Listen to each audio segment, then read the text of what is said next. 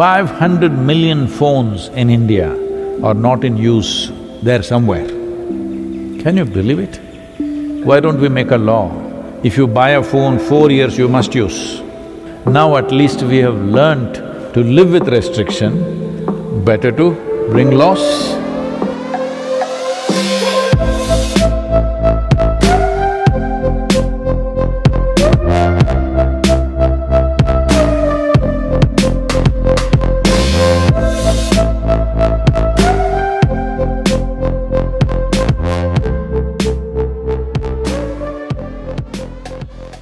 Question is from Arvind Panigre from Mumbai. Namaskaram Sadhguru. Regarding the solutions you spoke at the Entrepreneur Organization webinar yesterday, minimum 4 years usage of phone, cars, etc. I would like to know, isn't it necessary to extend the model and see what that implies in terms of employment cuts in these sectors, and what solutions there may be in terms of alternative livelihood options? Whoa. Well, yesterday we were in a conference with entrepreneurs. It is an international organization. Well, they asked me, Sadhguru, what is the way forward? Anyway, the virus has stopped all businesses for now. How… we are conscious that we should do something to slow down what we are doing, but how? We are ecologically conscious, but what to do? I said, you could start with simple things. If you do not know this, in a country like India, it should be much worse in United States. I don't have the statistics for United States. In a country like India, 40% of the people who buy phones, smartphones, use it only for 1 year. Right now in this country, there are over 50 crore, that means, what? 500 million, is it? 500 million. 500 million phones which are not being used, they're somewhere in their homes. Because they got the new model, the old model, they don't want to share it with anybody because if there is some information, whatever, they don't want to sell it, they don't want to give it to anyone because whatever their pictures, their this, that may be there, they may not be able to fully remove. There may be some issues. 500 million phones in India are not in use, they're somewhere. Can you believe it? So I said, why don't we make a law? If you buy a phone, 4 years you must use. If it breaks down, you must surrender the broken down phone. Or there must be a way to sell the old phone so that somebody else will use a cheaper phone, it's fine. All cars, if you buy a car, minimum 8 years you must use. If this is too much, we can set it 8 years or 100,000 kilometers, something I'm saying. Because all manufacturing is going on expanding to where? To what point? Somewhere there has to be some kind of restriction. Now at least we have learnt to live with restriction, better to bring laws. But this has to be done for the whole world. If in India you have to use your phone for 4 years and in Pakistan you can buy one whenever you want, people will go over there only. They're like that. Across the world, it needs to happen that phones cannot be sold to somebody who just bought a phone, he can't buy another phone within a year or two. He has to wait because his name, number of the phone, everything must be registered properly. Thus, if 4 years is too much, all right, make it 3 years, 2 years, whatever. Fix some reasonable time where most phones will not break down in that period. Fix some reasonable time for all the automobiles like that. And then similar things can be done with military equipment and stuff like this. If you don't do something like this now, where are you going to expand yourself to? To death? That's all we will expand ourselves to. We need to put such curbs on manufacture of steel, aluminum, main material. If you bring restrictions, it's done. That Today, what is the level of manufacturing you're doing, you cannot enhance it for the next 25 years. You must fix this. If this is the amount of steel you're producing in this country, you must stop right there. Well, underdeveloped countries, developing countries, if you want to give them a little leeway, you can give so that they can catch up. But once we reach a certain point, with this much population, this much you're producing, you must stop there. Otherwise, people will go on using things more and more wantonly. There is no more here. There is no more on this planet, only that much. Whatever there is, only that much. Well, when we can think in terms of campaigning, there was a time everybody was having 6, 8 children. Today everybody's come to 2, 1, many of them choosing not to have. I'm even threatening that I will institute an award for all the women who will not have children in their life.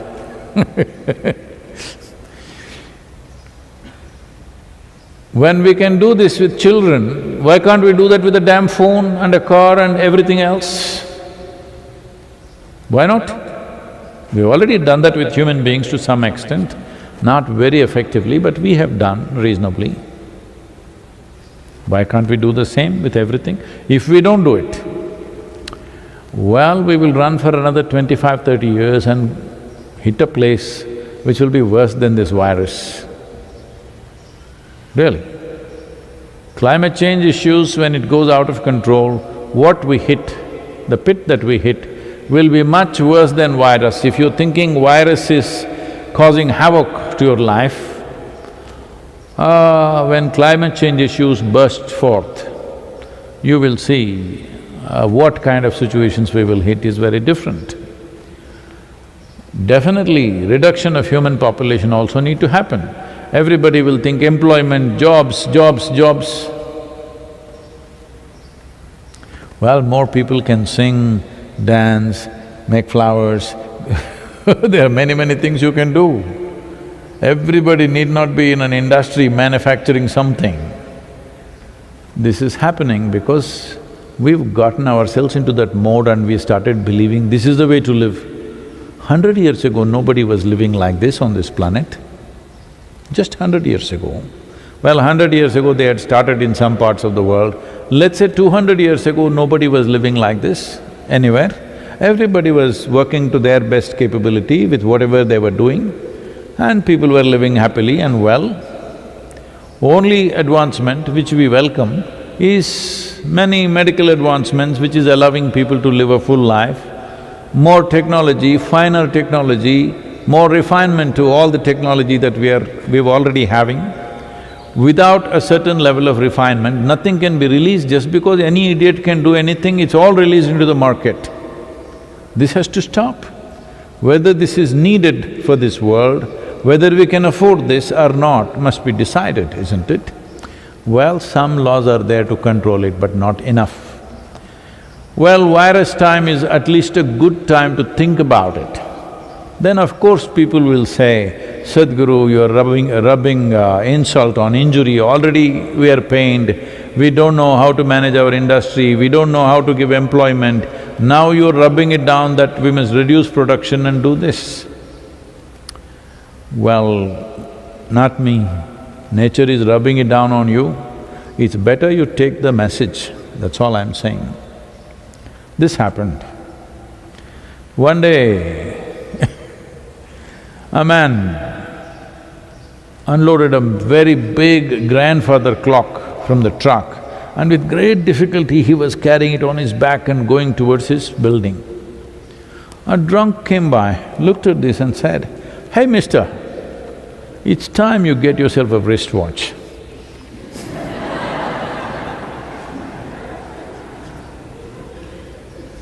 It's time we get a wristwatch. We're carrying such big things for simple processes. It's time we reduce it. I'm saying, just look at it. If you have not seen it by yourself, many of you are too young for that, but look at let's say you see a Hollywood movie from 70s or 60s. You see those damn cars, out of that one car you can make 5 cars, that much metal was there in one car. Hello? They're built like ships. Now we are making probably 2-3 cars out of the same amount of metal. That's improvement, isn't it? But why do we take 50-60 years to do that? We have enough brains, enough design, enough capability to sit down now and make it happen in the next 3 years. Everything that can be refined and made minimal can be made now. That itself will give you phenomenal employment. That means everybody has to apply to become little more ingenious with their lives. That's good for your brain also. That's good for the world also. That's good for the planet. It's very good. One of the… I'm telling you,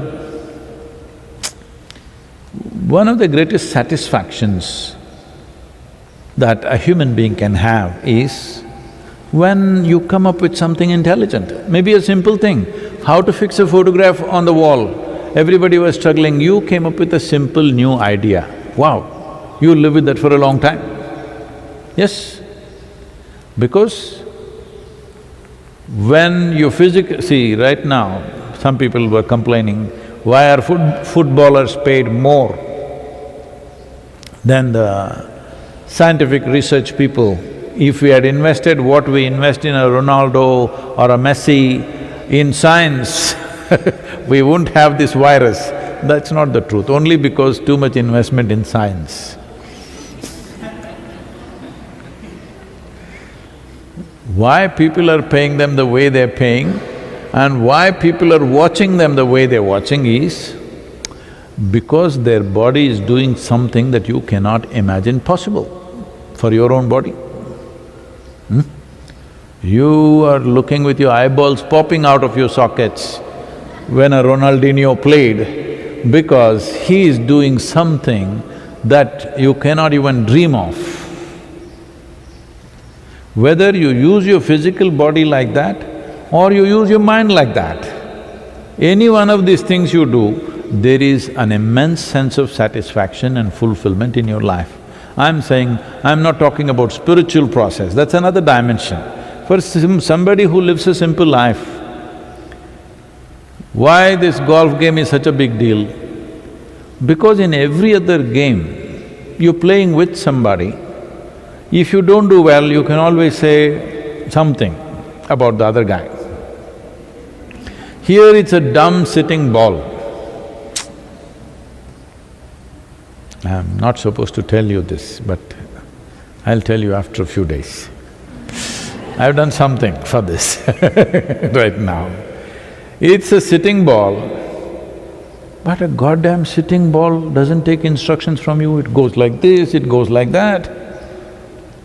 So when somebody, Tiger Woods or somebody else plays, everybody have their eyeballs popping because he's getting the ball where he wants, that's all. What else is he doing? Ball is just going where he wants it to go, that's about it. So just when the body functions the way you want, there is a deep sense of fulfillment. When your mind functions the way you want, there's a very deep sense of fulfillment. So, only when you make everything automatic, go there, do for 8 hours, go home, weekend get drunk, end of the month get the salary, what kind of life is that? You know, when I was a youth, my father is always worried. We just lost him a few months ago. He was always worried, this boy is not qualifying himself for anything, what will he do, what will he do, how will he earn his living? It never occurred to me how to earn my living. I thought it was obscene. How to earn my living, such a thought never occurred to me. I went to school, college, or whatever, my interest there, but never how to earn a living. So, when I took up that kind of education, which will definitely not get me a job anywhere. So there was great concern. So one day he was really very worried and some relatives were there and he said, what to do with this boy? He's not qualifying for anything. And I said, see, don't worry about me earning a living. Tell me when I should leave this house. The moment you say, within 2 minutes I'll be gone. And don't worry about me, I will live somewhere. If nothing else, I'll go into the jungle and I'll survive. Because I trekked across Western Ghats, I know where to live, where to survive. Without even seeing a human face, I will survive. There's no issue about that. And above all, because I am not qualified for anything, this means I can do whatever I feel like doing.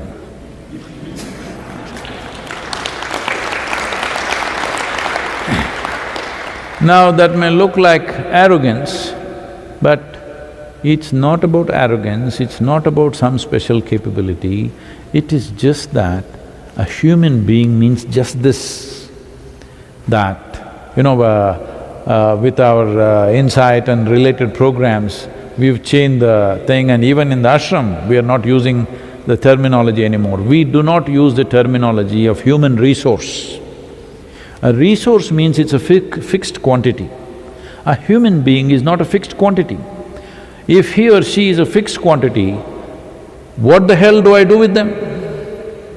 If it's already fixed by their genetics or their culture or their bloody god, that this is all they will be, then what do I do with them? Because I see human beings as a potential, that is why I'm investing my life in them.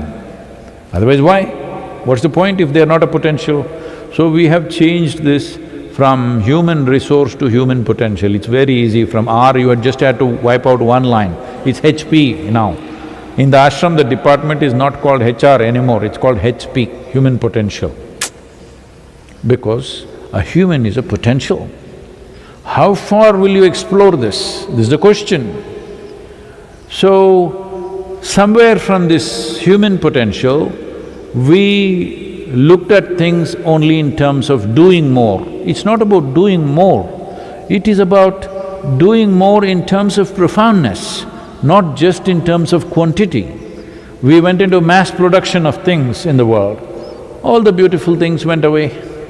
This country still has retained some handicrafts, doing things, each piece of cloth, each one of them, every meter of what a handloom worker makes is unique and different. But now it comes out of a machine, tack, tack, tack, tack, tack, tack, tack, tack, tack. And the guy who's standing there is just putting little oil or putting little dye and simply standing there. He has no involvement, no nothing. We made the world like this because somebody wants more money, more money, more money, that's all. Everybody is talking about billions and billions. I'm telling you, even if I give you another 100 years of your life, let's say you are 50, 60 years of age, we'll give you another 100 years. What will you do with $100 billion? What do you do, I'm asking? It's just rubbish. But they'll say, I will do philanthropy. But why? Why grab it and then put it back? I am not speaking against those who are doing it, I'm glad at least they're doing it, others are burying it in their grave and going. I'm saying you've seen those kings and those Egyptian pharaohs and other people, they buried immense amount of gold and stuff in their graves thinking they will need it elsewhere. At least these guys are trying to give back, this has become a big thing. I said, why take more than what you need, then give back? This culture if we change, we can change everything. What do we do with 7.6 billion people? There is a lot of beautiful things to do. It is not necessary, we just have to go on putting more automobiles, at least let us decide how many people should exist on this planet, how many automobiles should exist, how many damn phones should exist, how many every other machine should exist. At least let us all sit down and put a cap, this many only can exist. Otherwise, right now it's happening in all the Indian cities. We have more cars than roads. Yes, there are more… if all the cars come out on the road, we don't have enough road, but we've got cars. And we are looking at the economy, car sales are improving, so we're doing great, we're doing great. At least ride a motorcycle like me, at least half the space you take. I'm saying something we have to do. In some way, we must see how we occupy less space, each individual human being. Right now, distancing, you occupy more space, that's okay. Social distancing, that's all right. But if we do not see how to consume less, if we go on thinking, because people are talking about this, some of them who are politically elected leaders, when I spoke to them, they are saying, no, we must increase the population because we'll have young workforce, our economy will grow. What will you do with the damn economy? Let's say in this country, instead of 1 billion people, it became 2 billion people in whatever number of years. After that, can you live here? You can do whatever arrangements you want. You can build a 500-floor apartment. But is that the way to live? Why can't we handle things consciously? Whether it is human population, phone population, car population, computer population, how many should exist? What is a reasonable number? We must fix it. This virus, it looks like, is bringing some sense to us. We must make use of this time to at least start thinking. I know it's not going to happen overnight, but at least we should start thinking in this direction. Where are we trying to go? Where are we trying to go? Virus is telling you, anytime I can get you, all right? Where are we trying to go? Yes, we need to do things as human beings, we want to do many things, it's fine. But when we know we are here driving towards our destruction, is it not time to stop and look? Anyway, it stopped us in our tracks. Slowly, I think all the restless people are slowly beginning to enjoy the quiet of their life. It is looking like that from the reactions that I'm seeing around. Initially, they were all like this. Now it looks like they're a little bit settling down. So, yearly once, I think voluntary lockdowns must happen across the world. You know, no virus need to come and force us. Simply, entire world, 3 weeks lockdown. Don't have to necessarily be in your own home, you can move around. No machines, no smoke, either from the engine or from this, no smoke. And just like that, everybody focus on improving your lives and whatever level is important for you, physically, mentally, energetically, spiritually, whichever way you want. 3 weeks for everybody to improve their lives. What a big difference it'll make, you know. Right now, the way this is going, the amount of buildings that we have built, infrastructure we have built, let's say educational institutions. I never understood why, that's why I rarely went there, even when I was in it. Because I couldn't understand why everybody come and sit in a room and listen to one man reading a book. I could never fathom this activity, so I always sat outside in the garden. So everybody coming, how many millions and millions and millions of square feet of buildings have we built to educate people? Well, at one time we thought it was necessary because we were in the mode of mass production industry, mass production education, mass production everything. Now knowledge or information is available just everywhere. All you need is somebody to inspire human beings to strive towards something that matters to them in their lives. That's all that's needed. Information is all over the place. Oh, but if I don't get my degree, you can add a zero to your head, that's a degree, you know.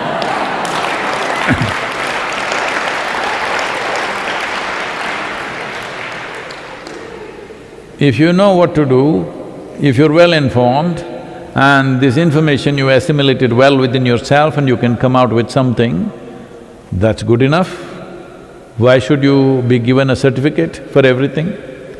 Well, for certain things, it is necessary, for certain level function in certain areas of life, it's necessary. But it is time to think about this, that children can go to school till they are 15 years of age. After that, whether they need to go to school or not is something that we need to seriously consider, because the school and the methodology of education is a serious flaw in human society. It is because of that flaw, all these other things happen. Everything trying to be better than somebody is mainly being manufactured in the school.